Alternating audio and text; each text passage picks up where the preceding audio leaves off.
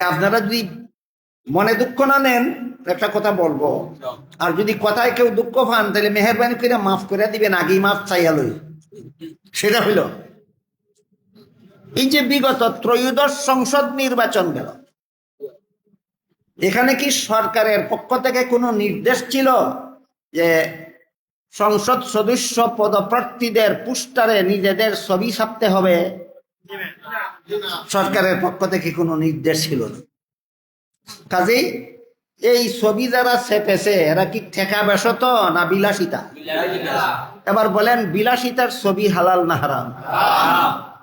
তোমরা যারা যারা ইসলামী শাসন ব্যবস্থা দেশে চালু করার দাবিতে নির্বাচনে দাঁড়াইছ, আর নির্বাচনী পোস্টারের মধ্যে হারাম ছবি ছাপাইছ, তুমি দি লঙ্কা যাওয়ার আগেরই রাক্ষস। মানুষে কয় লঙ্কা গিয়া বলে রাক্ষস হয়, তুই দি লঙ্কা যাওয়ার আগেই রাক্ষস। কিতা কইন চাব, হে লঙ্কা গিয়া রাক্ষস না লঙ্কা যাওয়ার আগেই রাক্ষস? তুই গেলে কিতা করবে রে? তুই নির্বাচনে দাঁড়াই ওই হারাম ছবি ছাপানি শুরু করছস ইসলামের নামে। তুই তো গদি দখল করতে পারলে ইসলামী ব্যবসা ভাড়া চালু করবে।